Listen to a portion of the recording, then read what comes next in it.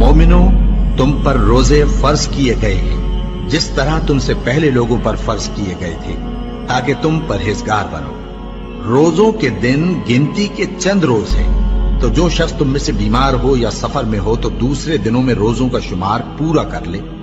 और जो लोग रोजा रखने की ताकत रखें लेकिन रखें नहीं, वो रोजे के बदले मोहताज को खाना खिला दें। और जो कोई अपनी मर्जी से ज्यादा नेकी करे तो उसके हक में ज्यादा अच्छा है। और अगर समझो तो रोजा रखना ही तुम्हारे हक में बेहतर है। रोजों का महीना रमजान का महीना है, जिसमें कुरान अव्वल नाजिल हुआ, जो लोगों का रहनुमा है और जिसमें हिदायत की खुली निशानियां हैं और जो हक व बातिल को अलग अलग करने वाला है। तो जो कोई तुम में से इस महीने में मौजूद हो, चाहिए कि पूरे महीने के रोजे रखे, और जो बीमार हो या सफर में हो तो दूसरे दिनों में रोजे रखकर उनका शुमार पूरा कर ले। अल्लाह तुम्हारे हक में आसानी चाहता है और सख्ती नहीं चाहता।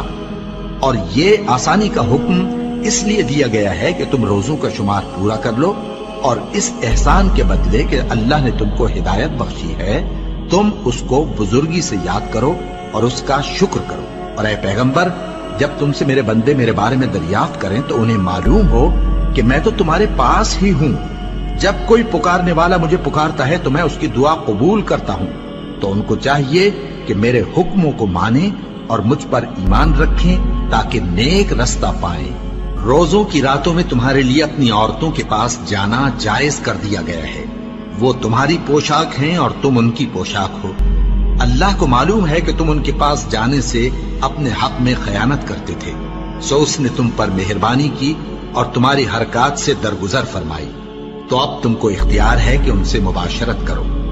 और अल्लाह ने जो चीज तुम्हारे लिए लिख रखी है, यानी औलाद, उसको अल्लाह से तलब करो और खाओ और पियो, यहां तक कि सुबह की सफेद धारी रात की सियाह धारी से अलग नजर आने लगे।